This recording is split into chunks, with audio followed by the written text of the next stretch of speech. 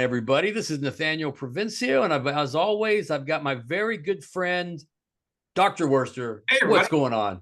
how you doing? Great And to see all the way from Missouri. Is it Missouri or Missouri? It's kind of a dividing line. Different people say different things. I've always said Missouri. Missouri. So I'm going to That's say much better. Missouri. I'm going to go fair enough. Missouri. I'm just going to Missouri roll with just it. sounds Take your classier. pick. Take your pick. I'm from the South, Missouri. I don't know. You know what I mean? But yeah, man, St. Louis is a great place, man. Some of the best Italian food I've ever eaten is at an area of St. Louis called the Hill. Oh, you're St. Louis. I Yeah, know my yeah, St. you Louis, do. brother. I know Yep. my St. There's like a bowling Hall of Fame somewhere in St. There Louis. You is. know, Yep. I've been to that arch. It's a good place. Yeah, So very cool. so Philip, man, you've got this book that has an amazing title and something that Dr. Worcester and I really want to dive into because it looks like it's called Trauma Informed Tragedy, and that's how we got connected. I was on my like social media feed, and like I'm always looking for new authors. I'm always looking for new educational perspectives. I like challenging my own perspective. I think that's how we learn. You know, if we stay in like just our own little vacuum or hemisphere, sometimes we don't learn. So I like to kind of branch out and challenge my neurons and do that whole cognitive dissonance kind of thing. And I saw Sure. the title of your book and I was like, I got to get this guy on my show. So I feel like it was like yesterday we invited you and then boom, we like Yeah. landed. So it's outstanding, man. So, Oh, yeah. Well, thank you so much for inviting me. I'm thrilled to be able to share my ideas. well, let's start. We love a good origin story. So, Mhm. Philip, just tell us a little bit about yourself, man, and how the universe kind of like got you to write about this topic. Yeah, absolutely. So I've been teaching for 15 years. I'm a middle school teacher and I've taught Yep. multiple different subjects. And what got me most interested in youth mental health was actually the first time that I suffered a panic attack. It's Mm, kind of a long and branching story, but my wife and I did a guided climb of the Grand Teton, and I suffered a pretty big panic attack. And that got me really interested in how brains work.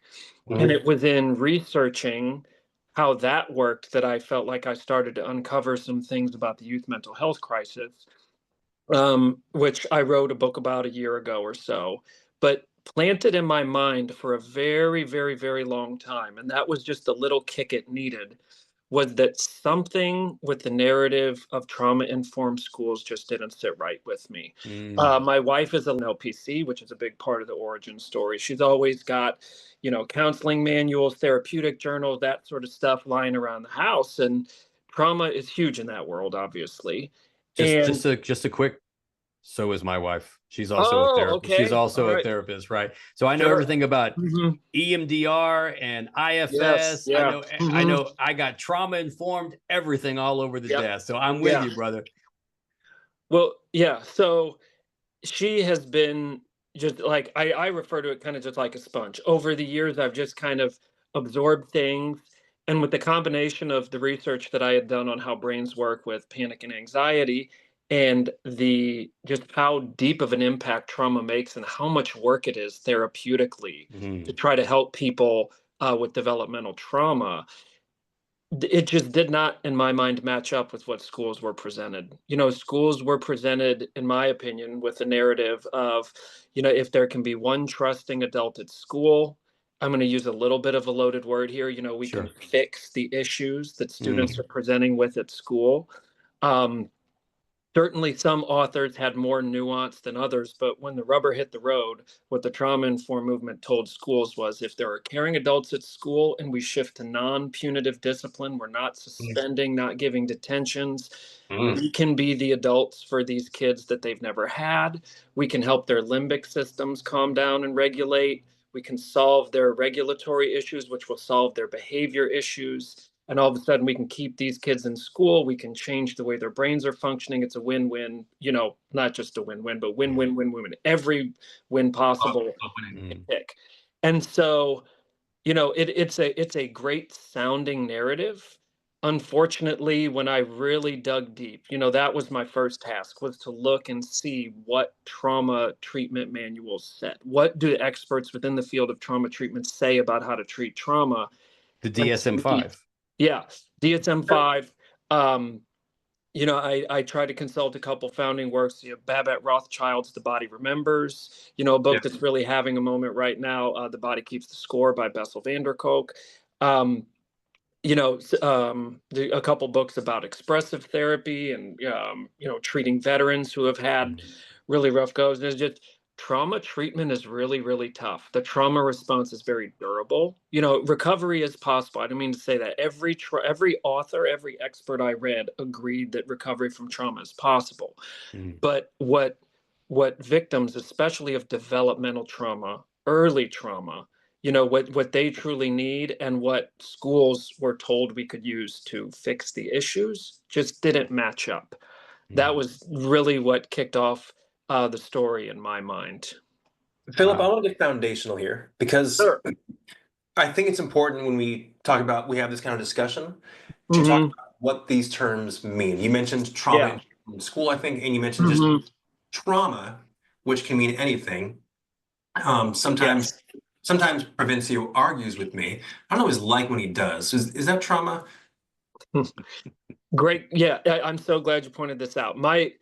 And I'm certainly borrowing here. This is not my definition, Sure.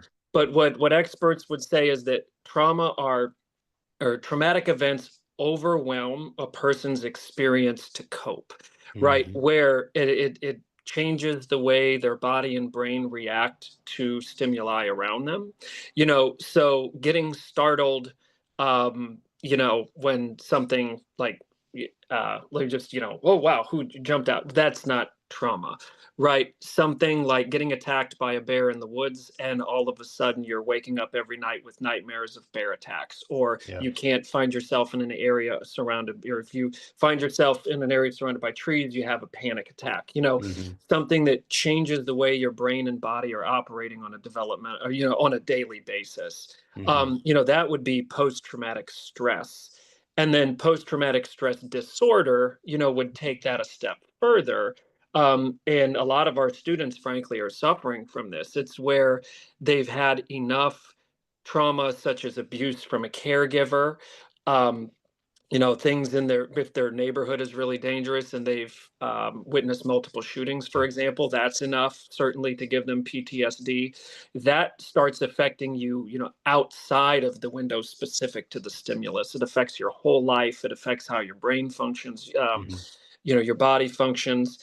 And so, yeah, trauma as a word has lost a lot of its specificity. Yeah, do you And think there's a danger of it being watered down when any adverse situation becomes labeled trauma? I certainly would say so. I think adversity matters. Certainly someone could go through adversity and things can be difficult. And I wouldn't want to say that, adversity is a non-factor, but there's a difference between adversity and trauma. Mhm. Trauma is perceived by the body and brain to be an existential survival threat, you know, Mhm. and there's a difference between that and being frustrated when something bad happens, Mhm. you know. Mhm. Mhm. Philip, do you think if you asked me every day if I was traumatized, eventually I might think I was? Hmm. Well, and that's where I think, that's a good question. And I would really need kind of a longer discussion with an individual to really root that out, because some people, certainly the suggestion might be there where it's like, oh, okay, maybe I really am traumatized. For someone else, they may just kind of lose the plot and not even Mhm. sure what trauma is. It's like, oh, well, I got rained on walking home and my clothes are wet. And someone asked me if I'm traumatized. Is that what trauma means? You see what I Mhm. mean? So I Mhm. could see a couple different ways that could play out. Mhm. Hmm. Yeah. So obviously this story, you have a very personal connection to this. Um, you have a spouse who lives and breathes this, Hmm. as do Hmm. I. So tell me about then. You needed to put pen on paper and start researching and craft this out. I want to kind Sure. of hear about what you found in your discovery and why this resonated with you so much to put pen to paper on this one. Yeah. Well, there were two main things that, when it came pen to paper, that I really was blown away by. The first is how cohesive the trauma informed narrative was, Mm, in the way it was marketed to schools, where there was some diversity of opinion, but there, what I called the trauma-informed consensus was caring adults at school can help students regulate, right? Yeah. And that this regulation is key to the behavior problems we're seeing in students. It's key to remedying the academic deficiencies we see in students. There's a very strong trauma-informed narrative that emerged. I analyzed several works. Mm. And then kind of skimmed some others. Then, putting pen to paper, what amazed me was that there really was not a documented research base for a lot of those claims. Mm. That the research Oh, says, great way we to saw those phrases a lot. Oh, But yes. then I was a history major in college. I love a good reference chase. I Uh-huh. kind of got all warmed up. I'm like, okay, Yeah. let's go. I'm ready to read some references. And then I went and looked at bibliographies and works cited sections, and there just wasn't much there. There was a range of things that happened in this direction where, sometimes, which wasn't best standards, they would just reference, John Bowlby's A Secure Base, which is the attachment, Bible essentially, Mm. for attachment theory. But it's like, well, I've got to comb through hundreds of pages to find it. But at least they gave me a reference. Then Mhm. there were times where there were references like blogspot.com or surveymonkey.com, right? Or breneebrown.com. Just, okay, well, that's not really a scholarly source. Love Brene Brown, but you can't make a bold claim and say breneebrown.com is a reference. Mm. Or in some cases, there was a book on restorative discipline, restorative practices that I read Mhm. that included in its call to action the statement that the research is on our side, and it did not contain a single citation. So when I went digging, and there's so much of the book is the story is me trying to follow in these authors' footsteps in good faith and uncover the evidence, uncover this research that they said was there. They didn't really put it in their books. And then when I went looking, a lot of the evidence was really, I would say, inconclusive at best. So I Wow. think there's a research crisis going on where people use that phrase, research says, or they'll link to somebody who has a vested interest in the outcome. Mhm. And that will be repeated endlessly. For some reason, some things just make the educational rounds and everyone Mhm. believes it. And then it becomes truth when it's based on extremely thin or non-existent research. Yeah, I couldn't agree more. The difference in the way that trauma experts cited their works versus the books I read that were geared towards the educational realm, it was like a whole different genre, frankly. Mm. Like the standards were that different. And again, it's okay to write a book about schools that doesn't contain, 7 or 8 pages of APA style citation Mhm. references. It's like, but if so much of the trauma informed movements and the restorative discipline movement, which was very intertwined, if so much of their call to action was, the research shows traditional discipline is bad for kids. The Yep. research shows that it increases the prison school to prison pipeline. The research shows that it increases academic deficits. Da da da da da. You've got to back that up. You got to Yep. show me that research. Dr. Worster, one thing that I love, you made a statement in one of our episodes, maybe a couple episodes, about the difference between advocacy-based research and research-based research, advocacy-based practices versus Yep. research-based practices. Yep. And Philip, I'm going to assume I've been out of the classroom for a couple years, out of but I'm in schools all across the nation. One of the things that I have observed is that these conversations really ramped up after COVID. Yep, you nailed it. Mhm. And I think I'm a little bit of a tinfoil hat conspiracy theorist, okay? Mhm. I think there is a monetary initiative in a lot of these types of zeitgeist kind of like issues and programs and things. Mhm. There was a lot of money, ESSER funds that schools had. They needed them. A lot of money that came about. And I think that because America, probably the world, was trying to bounce back from a pandemic that was very significant, I think that we stopped focusing on academics and we started trying to focus on this type of topic, the SEL movement, the affective part of the job. And I think that it created a niche for people that were advocates of this type of work, but they weren't psychologists, they weren't therapists, they were educators that wanted to try in good interest, in good faith, to try to fill the gap as our nation was trying to heal. Lots of money was needed to be spent.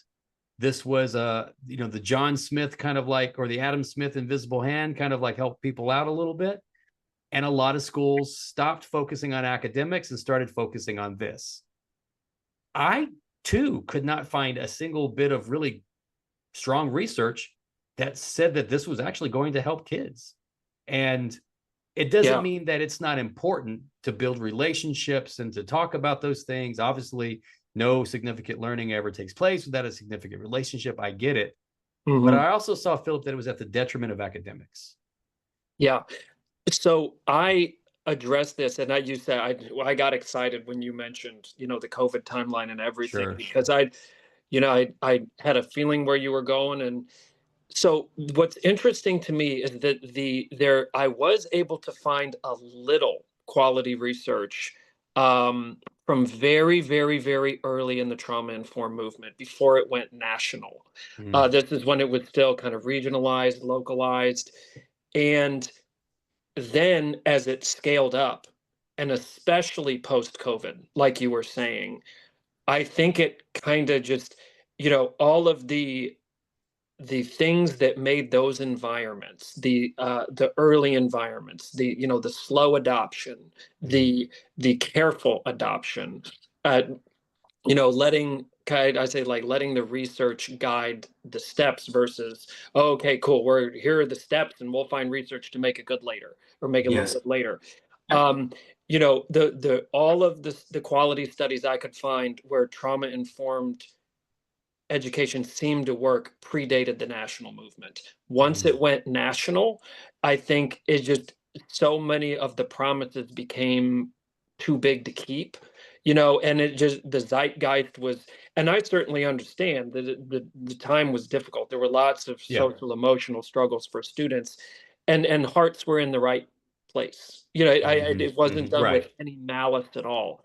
But I do have to agree that there were funds available. There was a feeling that we needed to do something, and this was the something. And waiting in the wings, truthfully, were lots of books and seminars and everything else that promised that this would help, and promised there was a research base behind it, which even those early studies did have some problems, but at least they were there. That's an interesting one. And then, Philip, in your work, my heart goes out to professional school counselors, right? I don't think there's enough in our schools, right? I mean, like, totally agree. And you would think that those folks are the best trained to be able to support students when they're dealing with those types of things. But look, I've seen schools, urban city schools, where there's a lot of need, absolutely a lot of need. I've seen rural schools, a lot of need. I've seen affluent schools where the needs are kind of hidden because it's masked with affluence.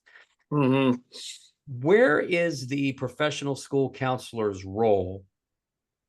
What are they doing right?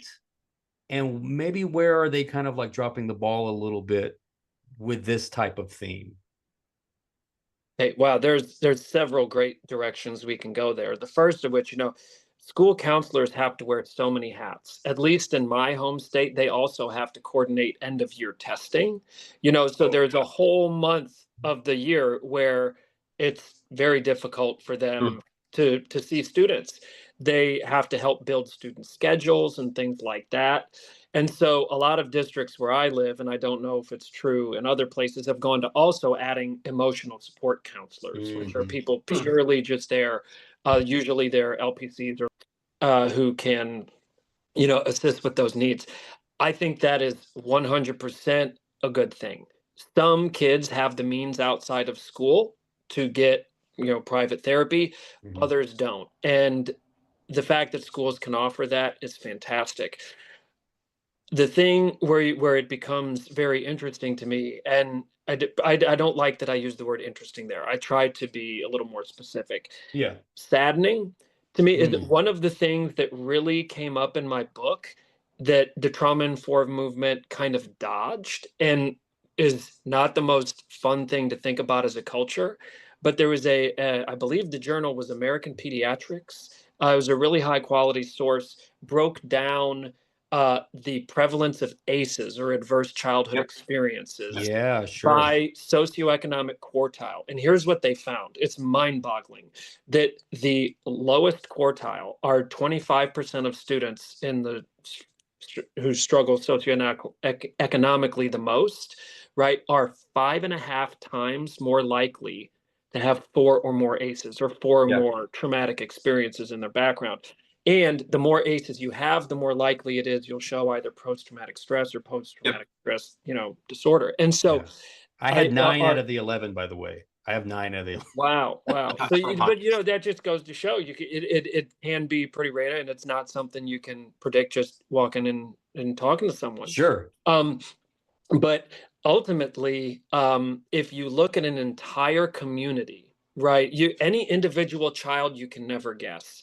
But if you look at an entire community, impoverished communities in America have a lot more kids who suffer from severe trauma. Sure. And so if that is going to be, if the responsibility for addressing that is going to be in the schools, then those schools with lots of struggling families need a lot more emotional support counselors or guidance counselors or community resources coming in, because that's also where families are going to struggle to provide that outside of school. So not only do you have more traumatized students, but you have more students who can't get help outside of school.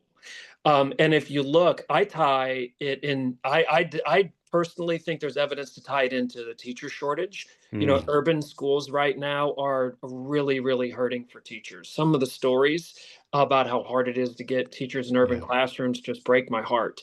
And a lot of that was made worse during the trauma-informed movement. A lot of that predated COVID. I was able to find a really high quality study that ran its course by 2019, before COVID occurred, to show that during the years restorative practices and trauma-informed practices were taking place, that teachers were leaving the classroom in far greater numbers, and they were citing disciplinary concerns and class management as a key reason they were leaving. That's interesting. I remember when the ACE study came out. I think I was towards the end of my tenure as a principal, and I think I was starting as a superintendent. And you want to talk about a zeitgeist? That ACEs thing was everywhere. Oh, like, everywhere. Eric, do you remember this? Do you remember doing the whole ACEs thing? I do. And what kind of worries me is that, I know I said it's not a contest, but it's like, I think sometimes we have created a culture that makes it a contest, where if someone was like, well, I have 5 out of 11, well, I've got 7 out of 11, like you're winning a prize by having more, where you are getting attention for having more adverse experiences. And then again, it pushes people to want to have, or at least say they've got, more negative things, and that doesn't seem healthy for a culture. Right. Yeah. And this is where, because I put this in the book. It's 100% true. I'm not a mental health expert. I relied on the research of mental health experts to make my case. And one thing that they said loud and clear is that there is no trauma recipe. There is no number. That one child may have one ACE, and if it hit them at the exact right time, and they may have been, genetically predisposed to have a more active limbic system, that may be enough to give that child a very durable trauma response. And then you may have a child who has a much higher score, who, for reasons that may be unknown, they just don't show the same response. Yeah, and I've seen criticisms of the movement that really say it's kind of, I don't know, reductionist is the word where we're kind of reducing kids to a score and we call it that. Right. I think what most trauma counselors would say, and again, I'm speaking on account of their research as the best I could to synthesize it, is that looking at the trauma response of the individual, and that does, and I mean, when we talk trauma response, I think it has to go to like post-traumatic stress or post-traumatic stress disorder. We're talking severe life disrupting things. There's no number that guarantees that will happen. And really, schools, I don't want to say schools don't have a business diagnosing it. I think there are people in schools like guidance counselors and emotional support counselors who could, but I think as teachers, it's difficult for us to try to add that to our professional toolkit to know what a kid's if a kid's background is enough for where we would really say that they have PTS or PTSD. Philip, you mentioned something, and I want to just kind of dig in a little bit deeper about about a potential nexus between restorative justice practices, more trauma-informed practices, and teachers leaving those classrooms. Can you just give me some specificity on that a little bit from what you found? Yeah, certainly. This was an area where I would have loved just a little bit more. So there are anecdotal reports from newspapers and things like that where and Nevada, I wasn't sure, I can expose my ignorance. Nevada. Yeah, I'm pretty sure people say Nevada. Yeah, it's Nevada. Yeah. There is a town called Nevada, Missouri, which there you go. Yeah. So it's actually Nevada, Missouri, but it's okay. Yeah, there you go. Yeah, there you go. But there was a really tragic incident that happened in Nevada that caused a lot of soul searching, where a teacher was horribly assaulted, and they had put some laws on the books that had made it much more difficult to suspend and expel students without using restorative practices first. And so there was I found lots and lots of newspaper articles with teachers speaking up about how classrooms had become more violent, how restorative practices weren't working. I was able to find high quality surveys that showed even after COVID. So like take the whole COVID thing out. We know that was for kids. Even once kids were back at school and things were more normal, things were still trending in the wrong direction, with both staff reporting kids were showing more aggressive behavior and things like that, and students reporting feeling less safe. Right. So when it comes to how those movements are linked, a huge part of the trauma-informed movement is that punitive discipline, punishing kids is not what kids with a trauma background need, that can actually re-trigger the trauma response, that they're used to being abandoned and given up on by adults. And the answer is to build the relationship. We heard that term so many times. A billion times. Yeah. Which relationships are best practice. I'm not arguing that. But essentially, the link between trauma-informed and restorative practices became, well, that's how we're going to do discipline now. We'll use restorative circles, build the classroom relationship. We'll have restorative meetings between the student and teacher, build that relationship. And then instead of suspending kids, we'll do that, and that'll fix it. And ultimately, there is no evidence that those practices made classrooms more safe. And I found lots of evidence that during the time those practices were taking place, classrooms were becoming less orderly, less safe. Less learning was occurring, and I don't think it's a mystery.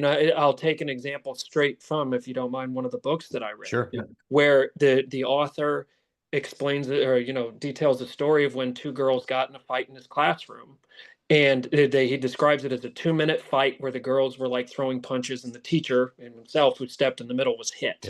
Right, the girls got a half-day suspension. They called home and said, "Are you willing to meet before school tomorrow and have a restorative circle?" They agreed. So the girls were in class the next day. They had a restorative circle. Right, everyone. I don't everyone made up. I don't mean to sound like complaining about it, but the circle went well, and the girls were just right back in class. And as a teacher, I'm thinking, wait, a teacher was hit. And these girls are back in class the next day. These students, 2 minutes is a long fight. And I mean, I'm taking the anecdote straight from the book, so that we're not, I'm not exaggerating at all, I promise. And it's like, when you think about for the other kids in the room, what that would be like, those girls who Mhm. just got in the fight, they watched their teacher get hit, and now those girls are back in the room. I mean, it's, and then think about the teacher and the kids who are, he's got kids who are academically behind, and he's having to hold circles to address this, which a circle can be a good practice. But if it's all you're doing for discipline, think of the amount of content time you're giving up when you Yep. hold circles to address behavior issues. And so, Yeah. it really, I see all these dots as connected. It was such a profound shift in school culture, and it happened so fast. Philip, I will jump in here from my role as a superintendent. And Eric, this is kind of interesting too. That also the movement for restorative circles, restorative justice, that movement came on the hill of massive conversations about exclusionary discipline and students of African American boys being suspended at a hugely disproportionate rate. And so if students of color, male students of color, are infighting and they're kicked out of school, or if they're the whole zero tolerance thing, that was a racial kind of like element to that. And so in order to be able to mitigate that, that's where conversations of restorative justice were taking place because of disproportionality. Did you stumble upon that in your work? Oh yeah, I've got a whole chapter dedicated to kind of the where the rubber hit the road on that idea, the origin of that. And what I say, and I firmly believe it, is that disproportionality should be on the table. Like it is a problem and it should be on the table. But positive intentions don't make a school policy effective. So if you want to solve disproportionality, which we should, right, we've got to make sure the strategies that we pick make school more successful and safer for everyone, minorities included. Because what can be lost is that, so using the example of, if African American boys are overrepresented in punitive discipline, which in many districts is true. I detail in the book Oklahoma City, where they faced a lawsuit from the Office of Civil Rights for essentially exactly what you described. Yeah. And it's we should want to change that, right? That we certainly should want to change disproportionality.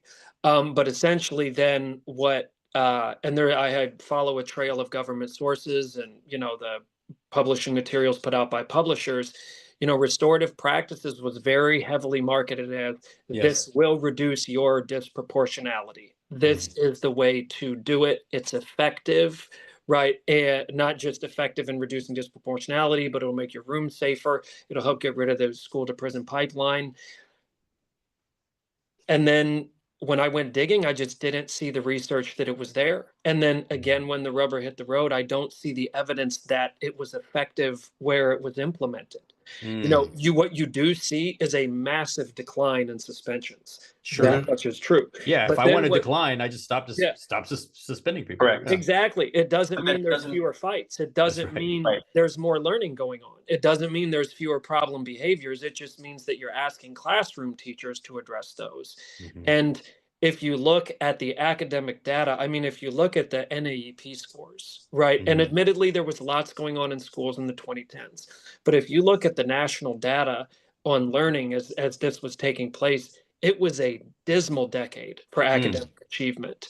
I don't mean to just sound negative. I like teaching, I like kids, I like schools, but nationwide, it was not a good decade. And I think that the trauma-informed movement was probably the most prominent thing that happened during that time. Not the only thing. It's certainly not the only thing. The only thing. Common Core was another big one.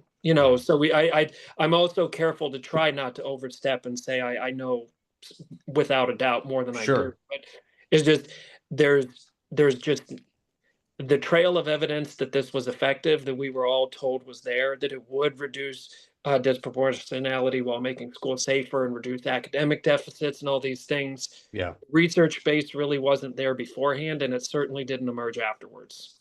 Fascinating. It's the idea that if you don't suspend, that somehow when those students who were doing things that were suspendable behaviors, when they get out in society, for whatever reason, they won't do those things. I didn't understand that, but yes, as a researcher, and you're trying to study the phenomenon, it's really hard if you're comparing students who were suspended, because there's a record of that, versus students who did something that was suspendable, but they weren't suspended because that district didn't believe, and then comparing those two outcomes for those two groups of students. Yeah. Right. So It's a really hard thing to do research on. And I actually quote a couple restorative justice proponents who in 2016 were waving some warning flags, saying like, hey, we're kind of getting too far out ahead of ourselves here with this national implementation. That's a paraphrasing of their quote, like, the research should be driving the rollout. The rollout should not be driving the research. So Song and Swear were their last names. Yeah. And so that's it really the hard thing is to try to kind of loop back to what you were saying before too, is that social science research is hard. Schools are so messy, right? It is just it's just, you can't just put everything in a beaker or a test tube. And that's not a shot at lab science. I was a science teacher for years. It's fun. It's just social sciences are different, Yeah. And so I try to acknowledge nuance and complexity where I can in the book. I think that's only fair. But I also was just absolutely blown away by how it started to look a little bit like The Wizard of Oz and the Man Behind the Curtain, where there just wasn't the whole thing there that we were told was there. I'll say, to the extent that it builds a classroom community, I'm all for that. Sometimes educators need strategies to build a great environment. So if restorative circles helps to achieve that, I'm all for it. Yeah. However, to me, in my belief, it cannot be the only consequence on the table. Kids need clear boundaries, they need clear expectations, and they need clear consequences of what's going to happen if you don't meet the expectations that we clearly set, and remind you what those are, and ensure that you can be successful in the system we've created. Yeah. Certainly. And can I Yes. saw that you guys had Todd Whitaker on your podcast. Sure. And I read a book, What Great Teachers Do Differently, from him early in my career, very, very formative in my teaching beliefs. And he was big on relationships well before trauma informed. And he wasn't alone there. He said it very well. But there were certainly other people arguing that relationships were a critical component too. And, one of the things that your comment reminded me of was, it's like, let's say that teachers weren't building relationships at all, that every teacher in every building truly was a rap the kids on the knuckles with a ruler detention type. Okay, we've got some growth that we can make there, because that is not an effective way to to be a teacher, right? I mean, but what the trauma informed movement, I think, didn't take into account is that teachers have been trying to do this for so long. It's not like we had classrooms devoid of relationships. It's not as if we weren't sitting around and talking with our kids and having conversations with kids when things arose. And circles provide a structured way to do that, which is great. But it's like, it's not as if we were trying to go from relationship-free schools to, oh, okay, well, this is how we're going to say. It's like, it kind of undersold how much teachers and principals had already been trying to do that. Yep. Yeah. I have a question for you, pal. Me? Okay, go ahead. Yep. I'm going to give you two metrics, and I'm going to ask you, as a division leader, which one would you prioritize? Okay. Kids feeling safe in school. Yeah. Let me broaden that. Kids and staff feeling safe in school. Okay. Or reducing suspensions. Feel safe. I have no problems, and I'll say this as a principal, I had zero problems with suspending kids. What I had a problem with is, if I'm going to suspend you, I need to make sure I've got a lot of supports that are also going to be happening while you're suspended. and I'm going to be able to make sure that, yeah, I have exhausted some things, but if you put your hands on another kid, you're out. And in the environment, Philip, that I used to be a principal of, the mantra was, you put your hands on my baby, they got their right to put their hands on someone else. Great. That's your choice. Cool. You're both out. And while you're out, here's also resources that you need to make sure that you can fix that, because that option, mom and dad, sucks. Yeah. So you might lose face, you know what I mean? Or you might save face because, but you keep on doing that, you're going to have a really hard time being a functional adult. So we had to make sure that our support team, we're going to make sure we always have a safe environment. And yeah, when I get the phone call and it says, hey, Mr. Provencio, you have a large proportion of Hispanic students that are being suspended. And I can say, all of my kids are Hispanic. What do you want me to do? Yeah. It's like, what do you think? It's like, this is my reality. So but do you think it creates a different kind of expectation on a school or school division when you do prioritize one of those versus the other? Oh yeah, huge. I agree. Yeah. I agree with that. And this is one of the key points in my book. I introduce in the book a hypothetical student named Cindy, and you'll recognize when I start to describe Cindy. I guarantee you had class like her. She has a lot of trauma in her background. She's kind of a composite of several students that I had over the years. But every teacher has had kids like Cindy, where she's one of the quiet ones, where she doesn't, her trauma response doesn't cause her to go into fight mode. Hers is freeze mode, where, she kind of shuts down at school. She's one of those kids who just kind of tries to stay invisible and stay out of everybody's way. And so often our kids with truly severe developmental trauma, that is where their brains go, because that's the safest for them. Their body truly feels they can't escape. Yeah. If they've had severe developmental trauma, like abuse from an early age from a caregiver, for example, a lot of those kids are in the freeze response. They're not in the fight response. And for kids like Cindy, with the changes that we made, when kids are getting in fights all around her, and then they come right back to school quickly, all of a sudden school is a violent place for her too.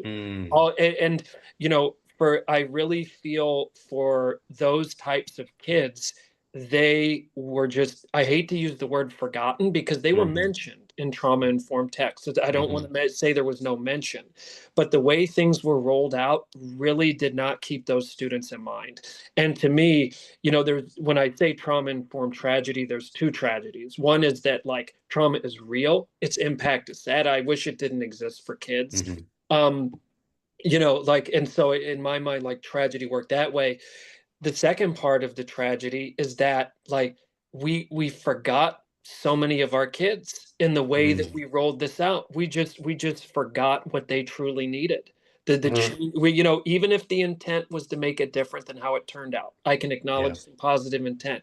Where the rubber met the road for our kids like Cindy, school felt a lot less safe. Philip, as we kind of wrap up our time, I could talk about this stuff all night. I could do a 6-hour session on this stuff. This is fascinating, right? I hear you. I haven't even talked about special ed and all kinds of other stuff that goes on to that. If Philip Wire had a magic wand, and Philip Wire wanted to course correct our nation's kind of well-intended movement for one thing, but then try to figure it out. You got 3 wishes, Philip, the whole proverbial 3 wishes with that magic genie, that magic wand. What would your 3 wishes be to course correct?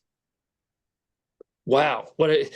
I've got the power now, right? You got it, baby. Scary. You got it. It's easy to sit and complain. What are you going to do about it?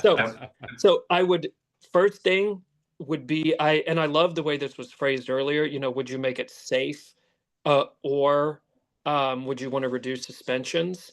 I would try to tell everyone that what comes first is trusting professional judgment.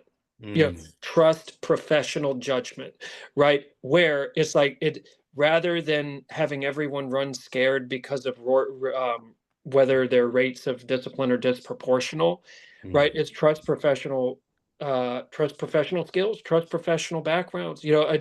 I have, and I'm sure they're out there. I know they have to be, but Mm. I have never met an administrator who wasn't at least thinking about conscious and unconscious bias. Like Mhm. in today's zeitgeist, I think it's around enough, and it should be.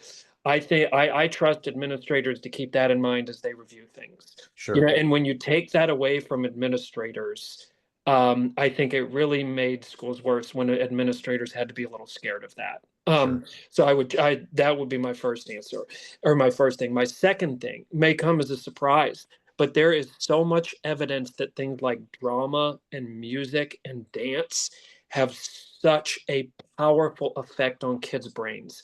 This Mhm. community effect, this being part Mhm. of a safe community, this being part of a team and acting things out and singing things out.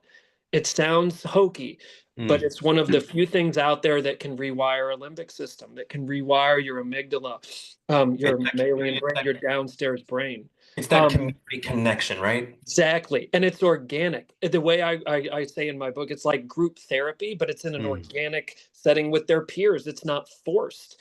And so I would try to get every trauma kid a crew at school. Mhm. Try to make sure every kid has that like kind of family feeling at school.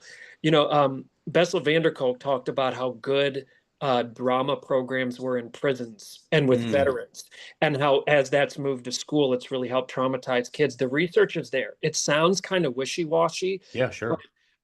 those types of programs are one of the absolute best things school could offer our traumatized students. Mm. And then the third thing would be to keep the good things that the trauma-informed movement brought along. I'll use an example for me. Um, Food and drink can have a calming effect on the limbic system when students are Mm. agitated, especially if a kid has had a situation, and I have sadly, we've had kids for whom like they haven't had enough to eat. Teachers know that that's a real situation. Um, but even if that's not, it goes back to kind of our roots. But one of the things that can calm down an agitated limbic system is food and drink. And Yeah. so I learned, be more relaxed. If a kid is really wound up, don't draw your foot on the line. No, you can't go get a drink. No, you can't go get something to eat. Let them do that and cool off. It really can let their brain and body come down. That's one good trauma-informed thing that I learned. Another was to be very conscious about raising my voice, especially as a male Mm. teacher.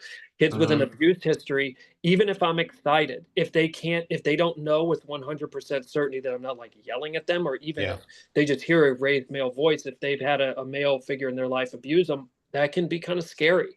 And it Mm. can, even in a way they don't understand, because they don't understand things like panic triggers and amygdalas, which is a part of your brain that about Mm. that. So I've learned a few good tricks like that don't really have an opportunity cost, right? And it's Mm. not like we're rearranging the way class works to do real restorative circles to pull that off.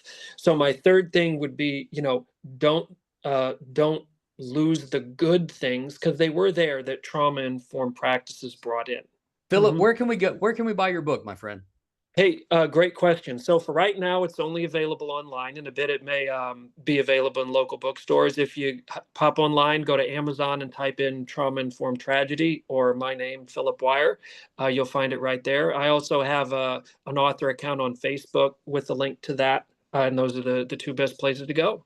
Awesome. Philip Wire, thank you for thinking differently.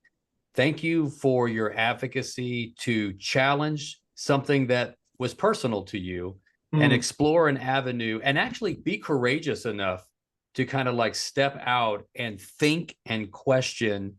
And I think that's what great leadership is. And I think Mhm. that more leaders need to connect to what you're doing. So I'm really honored that you spent time with us on this show, man. I really appreciate it.